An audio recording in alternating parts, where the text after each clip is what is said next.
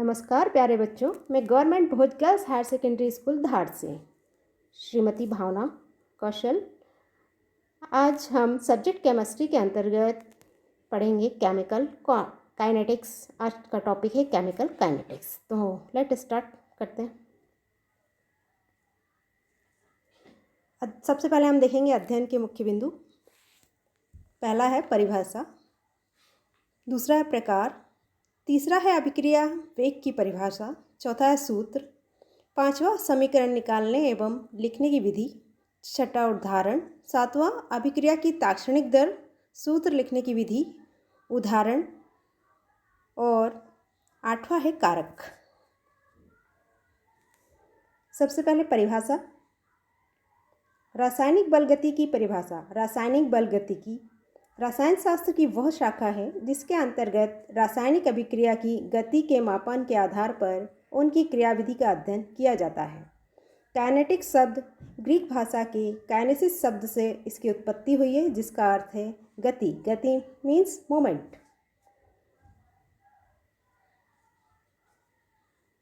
कुछ महत्वपूर्ण बिंदु पर हम चर्चा करेंगे। वास्तव में सभी रासायनिक, थोड़ा सा यहाँ पर स्पेलिंग मिस्टेक है, वास्तव में सभी रासायनिक अभिक्रियाओं में क्रियाशील स्पीशीज गति करती है और संघट्ट अर्थात टक्कर करके उत्पाद बनाती हैं। आपस में क्या करके? टक्कर करके क्या बना रही हैं? उत्पाद। इस इकाई में हम अभिक्रिया की दर तथा दर को प्रभावित करने वाले कारक जैसे ताप, दाब, उत्प्रेरक प्रकृति आदि की चर्चा इसमें करेंगे। सबसे पहले रासायनिक अभिक्रियाओं के प्रकार। वेग के आधार पर सभी रासायनिक क्रियाओं को 3 प्रकार में बांटा गया है। पहला है अति मंद अभिक्रियाएं, दूसरा है तीव्र गति या ताक्षणिक अभिक्रियाएं, तीसरा है सामान्य या मध्यम अभिक्रियाएं। सबसे पहले हम ले रहे हैं मंद गति अभिक्रियाएं। बच्चों, मंद गति अभिक्रियाएं वे अभिक्रियाएं हैं जो अत्यंत मंद गति से धीरे धीरे चलती हैं। उदाहरण, लोहे पर जंग लगना, भूगर्भ में कोयले व पेट्रोलियम का बनना। ये वे अभिक्रियाएं होती हैं जो बहुत समय तक होती रहती हैं या चलती रहती हैं। यहाँ पर हम जंग का उदाहरण ले रहे हैं। जंग लोहे में आपने देखा होगा, लोहे में नमी की उपस्थिति में जंग लग जाती है। जंग का सूत्र है Fe2O3X H2O। जिन्हें संपन्न होने में दिनों, महीनों या वर्षों का समय लगता है, वे अभिक्रियाएं मंद गति अभिक्रियाएं कहलाती हैं।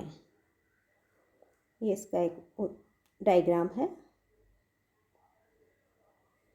सेकंड है तीव्र या ताक्षणिक अभिक्रियाएं।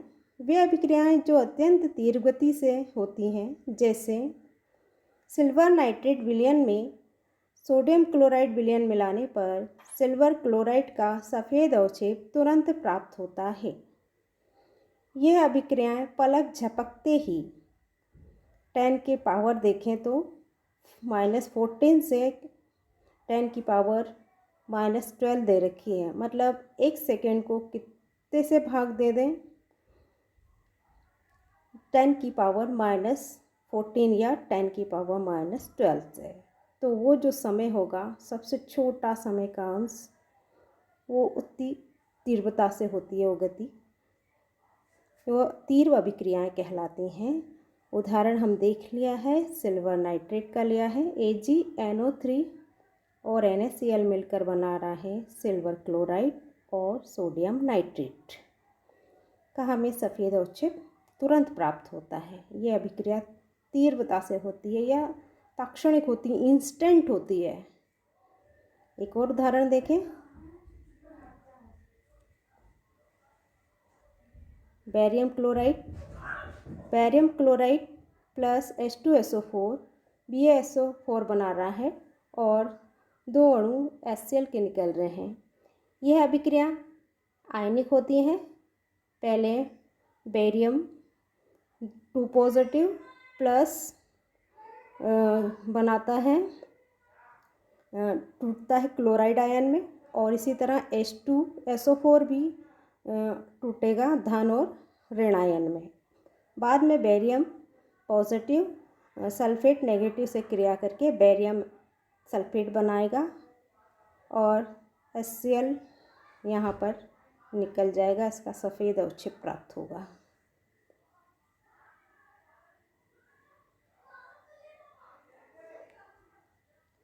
तीसरी हमारी सामान्य या मध्यम गति की अभिक्रियाएं। वे अभिक्रियाएं जो सामान्य ताप पर संपन्न होती हैं, जो ना तीव्र होती हैं ना मंद होती हैं, मध्यम गति से चलती हैं। ये अभिक्रियाएं सामान्य या मध्यम गति की अभिक्रियाएं कहलाती हैं। उदाहरण H2 + I2 = 2HI। यहाँ पर हाइड्रोजन और आयोडीन मिलकर हाइड्रोआयोडिक अम्ल बनाते हैं। ये मध्यम गति की अभिक्रियाएं हैं।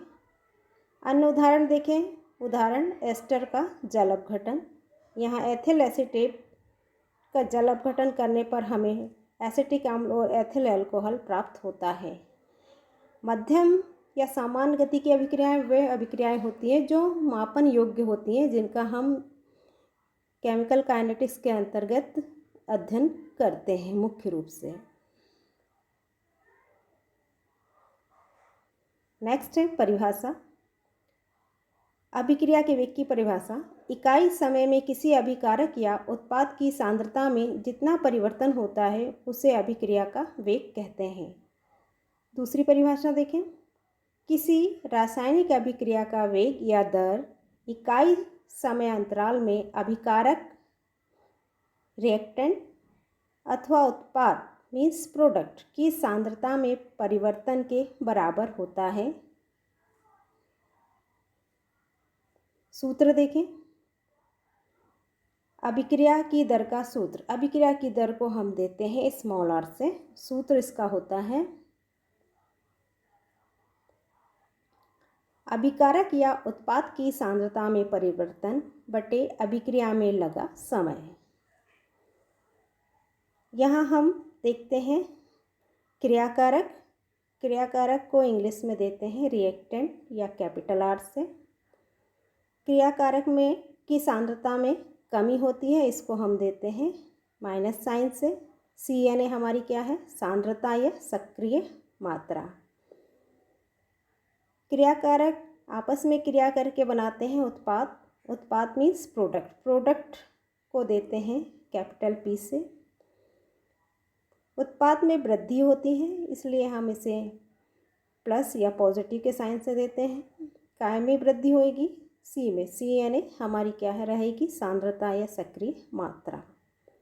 दोनों के अलग अलग सूत्र देखें तो पहला समीकरण बनेगा रिएक्टेंट के लिए जो सूत्र बनेगा R के सांद्रण में कमी बटे सांद्रण के परिवर्तन में लगा समय। इसका गणितीय स्वरूप देखें तो ये होगा माइनस डेल्टा R बटे डेल्टा T।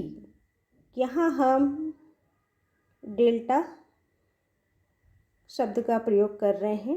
डेल्टा जब प्रयोग करेंगे जब समय में परिवर्तन हो या सांद्रता में परिवर्तन हो।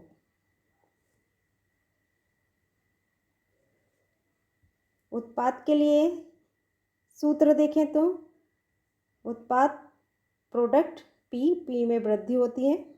इसके लिए सूत्र देखेंगे तो इसके लिए सूत्र बनेगा अभिक्रिया की वेग दर बराबर P के सांद्रण में वृद्धि बटे सांद्रण के परिवर्तन में लगा समय।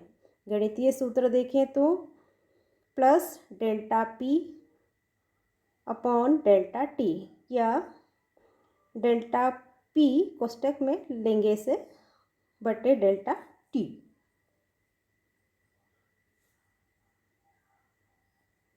अभिक्रिया दर निकालने एवं लिखने की कुछ विधि है। अभिक्रिया की दर को R से प्रदर्शित करते हैं, समय अंतराल को T से। समय अंतराल जैसे प्रारंभिक समय हमारा है T1 और हमारा अंतिम समय है T2, तो अंतिम समय में से प्रारंभिक समय को माइनस कर देंगे तो हमारा जो परिवर्तन निकलेगा उसको हम डेल्टा T से देंगे। परिवर्तन को हम डेल्टा के चिन्ह से शो करेंगे। इसमें अभिकारक को R से एवं सांद्रता की कमी को देंगे माइनस चिन्ह से। उत्पाद को P एवं सांद्रता में वृद्धि को प्लस धन चिन्ह से हम प्रदर्शित करते हैं। सूत्र देख लें। अभिक्रिया की दर अभिकारक के लिए देखें तो अभिकारक यानी जो आपस में क्रिया कर रहे हैं ए अथवा बी, जो दोनों यौगिक आपस में क्रिया करके क्या बनाते हैं, उत्पाद बनाते हैं। तो उत्पाद में वृद्धि होती है और अभिकारक में कमी होती है।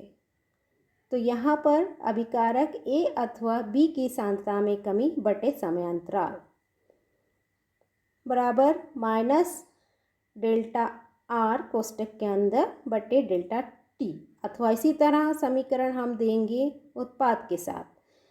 ए बी मिलकर क्या बना रहे हैं, सी डी। तो अभिक्रिया की दर उत्पाद के लिए हो जाएगी सी अथवा डी की सांद्रता में वृद्धि बटे समय अंतराल। गणितीय सूत्र इसका हो जाएगा del P upon delta T या डेल पी कोष्टक में बटे टी। औसत अभिक्रिया दर के रूप में भी हम इसे देख लें। द्रव अनुपाती क्रिया के नियमानुसार अभिक्रिया का वेग क्रिया कारक की सांद्रता के समानुपाती होता है। समय की प्रगति के साथ क्रिया कारक की सांद्रता कम व उत्पाद की सांद्रता में वृद्धि होती है। अतः समय के साथ अभिक्रिया दर परिवर्तित होती जाती है। किन्हीं दो समय T1 व T2 पर किसी क्रिया कारक की सांद्रताएं यदि ज्ञात हो तो अभिक्रिया की दर निम्न प्रकार से लिख सकते हैं। ये लिखेंगे हम अभिक्रिया की दर बराबर x1 माइनस x2। ये किसके लिए है, ये हो जाएगा हमारे अभिकारकों के लिए है और उत्पाद के लिए बटे T2 minus T1 delta T। ये हो जाएगा समय के लिए, जहाँ delta x T2 minus T1 समय में सांद्रता परिवर्तन है x अथवा x2 और T है T1 तथा T2 समय पर क्रियाकारक की क्रमशः सांद्रताएं हैं। उपयुक्त अभिक्रिया दर औसत अभिक्रिया दर कहलाती है। एक ग्राफ के रूप में देखें तो हम यदि ग्राफ खींचें सांद्रता और समय, यदि एक्स एक्सिस पर लें हम समय और वाई पर लें सांद्रता, तो हमें दो ग्राफ प्राप्त होते हैं। एक होता है क्रियाफल का और एक होता है क्रिया कारक का। देखिए जहाँ पर सांद्रता में कमी हो रही है उसका ग्राफ ऊपर से नीचे आ रहा है और जहाँ वृद्धि हो रही है क्रियाफल में तो उसका ग्राफ नीचे से ऊपर जा रहा है। औसत कैसे निकालते हैं, जैसे पहले प्रारंभिक हमारी जो वेग दर है R1 है, कुछ समय बाद R2, कुछ समय बाद R3, इनको हम क्या करेंगे, जोड़ देंगे और जो टोटल है उससे उसको भाग दे देते हैं। तो ये हमारा निकल आता है औसत अभिक्रिया दर। उदाहरण समीकरण द्वारा प्रदर्शित कैसे करेंगे, तो रिएक्टेंट और प्रोडक्ट लेते हैं, यानी क्रियाकारक और क्रियाफल। A प्लस बी लिया, क्या बना C प्लस डी। इसे ध्यान से देखना, A प्लस बी मिलकर क्या बना रहे हैं, C plus D. A B क्या है हमारा क्रियाकारक और यहाँ पर सी डी क्या है क्रियाफल। ये हमारा क्या हो गए, क्रियाकारक और क्रियाफल। ठीक है, और इनमें परिवर्तन को हम देंगे डेल्टा से और समय को देंगे टी से और समय परिवर्तन को देंगे डेल्टा टी से। ये ध्यान रखिएगा। आर अभिकारक में कमी को माइनस से दे देंगे और ये जो पी है उत्पाद में वृद्धि सी और डी, इसको हम दे देंगे प्लस साइन से। ये भी ध्यान रखना। और फिर ये सूत्र एक बार हम फिर से देख लें। अभिक्रिया की दर अभिकारक ए अथवा बी की सांद्रता में कमी बटे समय अंतराल। डेल्टा आर जो कोष्टक में है, delta R divided by delta T. इसी तरह अभिक्रिया की दर उत्पाद के लिए सी अथवा डी की सांद्रता में वृद्धि बटे समय अंतराल, इसको देंगे डेल्टा कोष्टक में P बटे डेल्टा T। इसे ध्यान रखिए, इससे ही हमारा पूरा सूत्र निकलेगा।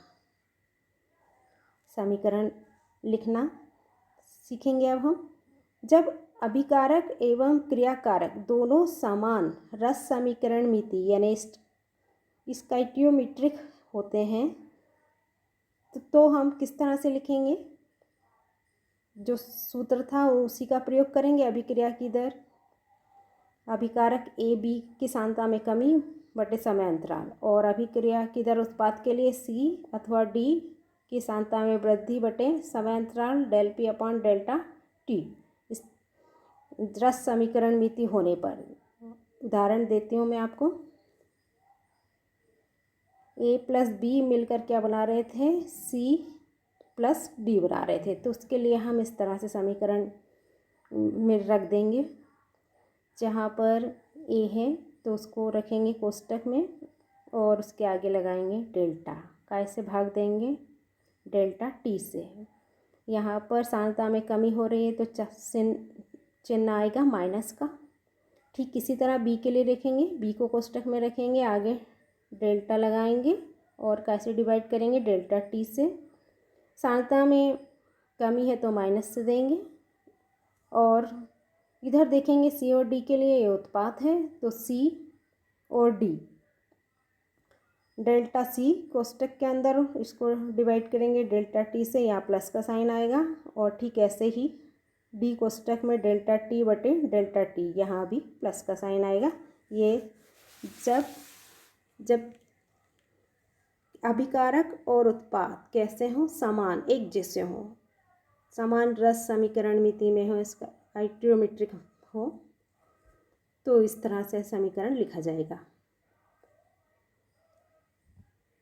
नेक्स्ट समीकरण देखें। यदि अभिकारक एवं क्रियाफल की रस समीकरण मिति यानी स्टोइकियोमेट्रिक में अंतर हो, जैसे कि यहाँ पर a प्लस 2b है, यहाँ पर क्या आ गया है? पहले कितना था? केवल b था, यहाँ पर 2b आ गया। a प्लस 2b मिलकर क्या बना रहे हैं? c प्लस 3d बना रहे हैं। यहाँ पर भी डिफरेंट आ गया, यहाँ पर 2 है, यहाँ पर 3 है, मतलब इसकी स्टोइकियोमेट्रिक में परिवर्तन आ गया। रस समीकरण मिति इसकी एक जैसी नहीं है, अलग अलग है। तब अभिक्रिया निम्न तरह से लिखते हैं। और क्रियाकारक ये है हमारा, या उत्पाद की स्टोइकियोमेट्रिक गुणांक से भाग दे देंगे। इसमें देंगे 2 से और इसमें देंगे 3 से, बस उसका ध्यान रखिए। ये देखिए उदाहरण। अब समीकरण हमने किस तरह से लिखा है?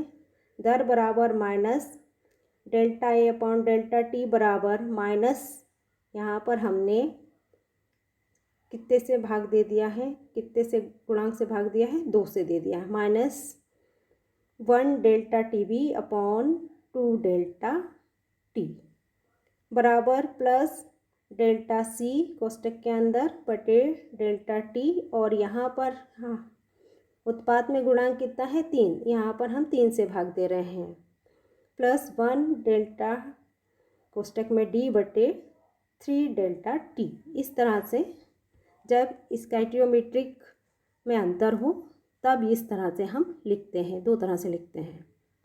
एक और उदाहरण देखें। रस समीकरण मिति के आधार पर ही समान रस समीकरण मिति और असामान्य रस समीकरण मिति के आधार पर देखें। इस तरह से सवाल आते हैं या क्वेश्चन किए जाते हैं और फिर उसका उत्तर लिखना होता है। ये हमारा क्वेश्चन होता है इस तरह से, और फिर इसका ये आंसर हमको देना पड़ता है अभिक्रिया की दर निकालने के लिए। पहला है NO plus O3 ozone gas. क्या बन रहा है यहाँ पर? NO2 plus O2। अभिक्रिया की दर पहला क्या है? NO के विलुप्त होने की दर है। विलुप्त होना मतलब गायब होना या कम होना या खत्म होना। दूसरा है ओजोन के विलुप्त होने की दर, यहाँ पर भी कमी हो रही है ओजोन की सांद्रता में। अब देखें NO2 के उत्पन्न होने की दर, ये बन रहा है तो मतलब वृद्धि हो रही है। O2 के उत्पन्न होने की दर, यहाँ O2 में भी वृद्धि हो रही है। तब समीकरण लिखेंगे हम अभिक्रिया का दर समीकरण होगा माइनस, पहले वाले के लिए माइनस डेल्टा कोष्टक के अंदर NO divided by delta T बराबर माइनस डेल्टा ओजोन को लिखेंगे कोष्टक में और डिवाइड करेंगे डेल्टा T से। ये हो जाएगा माइनस के लिए, यानी ये हो गए क्रिया कारक, और नीचे वाला हो जाएगा प्लस वाला उत्पाद के लिए। उत्पाद के लिए हो जाएगा डेल्टा कोष्टक के अंदर Na2 divided by delta T बराबर डेल्टा O2 भाग दे देंगे डेल्टा T से।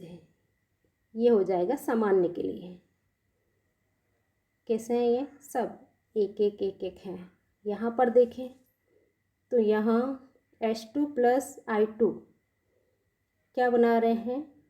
2 अणु बना रहे हैं HI के। यहाँ पर ये सिंगल है, ये सिंगल है, और यहाँ पर ये जो हमको प्राप्त हो रहा है HI, ये क्या है? डबल है। ये कैसा हो गया? असामान्य रस समीकरण नीति की ये हो जाएगा।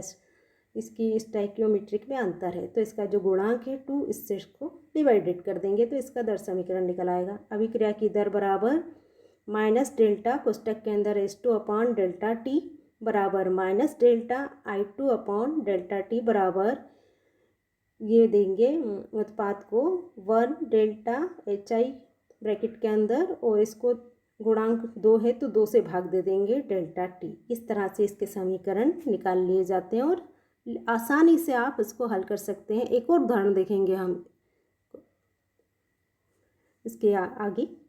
अगला है हमारा ताक्षणिक वेग। ताक्षणिक यानी इंस्टेंट।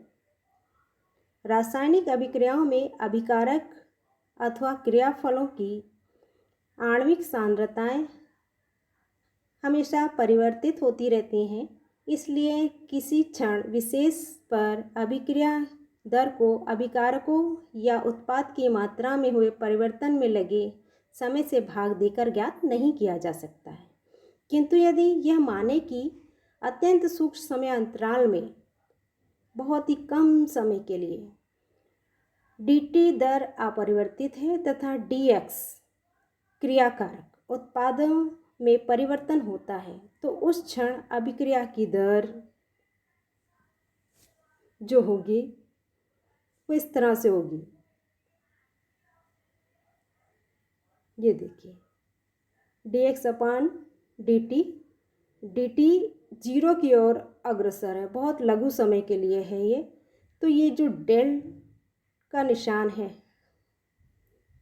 इसको हम स्मॉल d से रिप्रेजेंट करते हैं इंस्टेंट के लिए। dx अपॉन dt, जहाँ डेल्टा है उसकी जगह हम ताक्षणिक वेग में स्मॉल d का प्रयोग करते हैं। सिंपल है, बस dx अपॉन dt लिखेंगे। इसी को हम कहते हैं ताक्षणिक वेग, इसे ताक्षणिक वेग कहेंगे। नेक्स्ट चलें, अभिक्रिया देखें।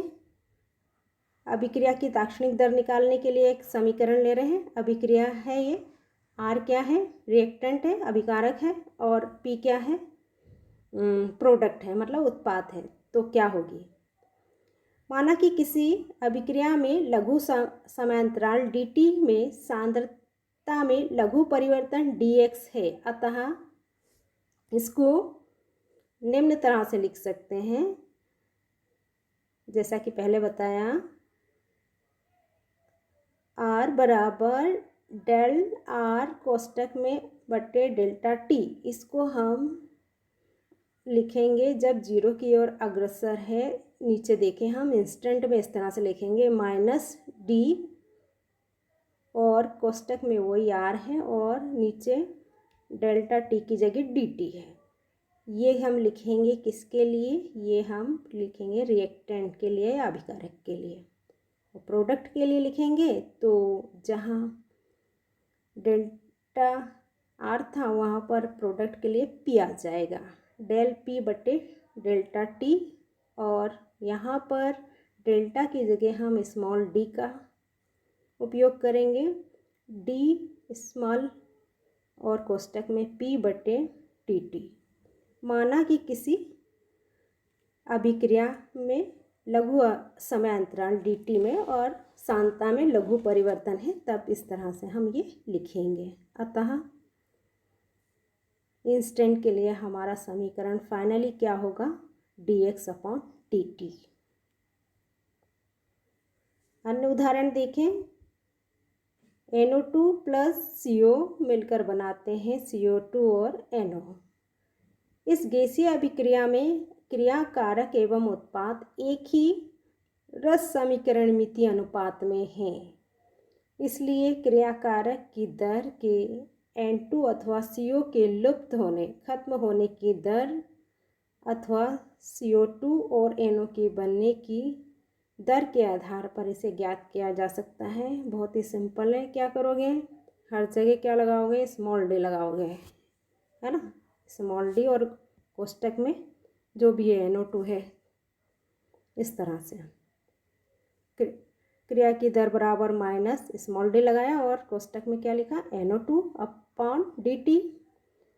CO के लिए क्या लगाया, फिर से माइनस स्मॉल डी लगाया, कोष्टक में CO और उसको भाग किया dt से। इसी तरह उत्पाद के लिए ये प्लस में जाएगा, स्मॉल डी CO2/dt बराबर d कोष्टक NO कोष्टक में और कैसे भाग दिया, dt से। सिंपल है ये भी, बिल्कुल 2-3 बार प्रैक्टिस करोगे तो लिखना आ जाएगा। ध्यान से इसको लिख लेंगे और पढ़ लेंगे। आंकिक उदाहरण ये आते हैं एग्जाम में इस तरह से। आंकिक उदाहरण, निम्नलिखित क्रिया में दर अभिव्यक्त करें या लिखें। इस तरह से समीकरण दिया रहेगा। 2 अणु NO2 के हैं, ये Br2 से क्रिया करके 2 अणु NOBr गैसीय अभिक्रिया है, ये बना रहे हैं। तो NOBr के बनने की दर बराबर स्मॉल से देंगे हम, ये प्लस वाला है पहले लिया इस बार, d NOBr/dt और Br2 के लुप्त होने की दर d Br2/dt और NO के लुप्त होने की दर, इसको लेंगे माइनस d कोष्टक में NO/dt। सिंपल तरीके से हम इसको देंगे, है ना। लिख लेंगे। अब तो आपको आ गया होगा, बहुत सारे उदाहरण करे हमने। अभिक्रिया के वेग की इकाइयाँ, चूँकि सांद्रता को मोल प्रति लीटर में तथा समय को सेकंड में व्यक्त करते हैं, अभिक्रिया की वेग इकाई प्राप्त करने के लिए सांद्रता की इकाई को समय की इकाई से भाग करते हैं। यह है अभिक्रिया के वेग की इकाई क्या है, तो अभिक्रिया के वेग की इकाई बराबर सांद्रता की इकाई को कैसे भाग कर देंगे, समय की इकाई से। काय में इसको मेज़र करते हैं मोल प्रति लीटर, अतः अभिक्रिया के वेग की इकाई मोल प्रति लीटर सेकंड, मोल इन्वर्स और सेकंड इन्वर्स होती है। गैसीय अभिक्रियाओं के लिए सांद्रता आंशिक दाब से व्यक्त करते हैं। इनकी इकाई वायुमंडलीय दाब सेकंड एटमॉस्फेयर S इन्वर्स होती है। किसी भी रासायनिक अभिक्रिया को प्रभावित करने वाले कारक निम्नलिखित हैं। सबसे पहला है अभिकारक का सांद्रण। अभिकारकों का सांद्रण बढ़ने से अभिक्रिया के वेग में क्या होती है, वृद्धि होती है। एक से अधिक अभिकारक होने पर अभिक्रिया का वेग वृद्धि अभिकारक का मोलर सांद्रण उसके समानुपाती होता है। दूसरा है ताप। उच्च ताप पर अभिक्रिया का वेग बढ़ जाता है और प्रति 10 सेंटीग्रेड ताप वृद्धि करने पर भी अभिक्रिया का वेग दुगना हो जाता है, जैसा कि हम ताप गुणांक में पढ़ते हैं। सांद्रण हो गया, ताप हो गया। अगला चलें, तीसरा है उत्प्रेरक की उपस्थिति। उत्प्रेरक अभिक्रिया की दर को बढ़ा देते हैं या घटा देते हैं। कितने प्रकार के होते हैं उत्प्रेरक, 2 प्रकार के होते हैं ना। तो धनात्मक उत्प्रेरक क्या करेंगे, अभिक्रिया के वेग को बढ़ा देंगे और ऋणात्मक अभिक्रिया के वेग को घटा देंगे। और चौथा है पृष्ठ क्षेत्रफल। अभिकारक के पृष्ठ क्षेत्रफल में वृद्धि होने से अभिक्रिया के वेग में वृद्धि होती है। जितना ज़्यादा एरिया हम देंगे उतनी ज़्यादा अभिक्रिया के वेग हो, उतनी गति से अभिक्रिया होती है।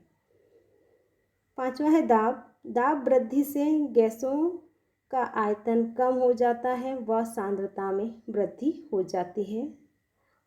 सांद्रता वृद्धि से अभिक्रिया का वेग भी बढ़ जाता है।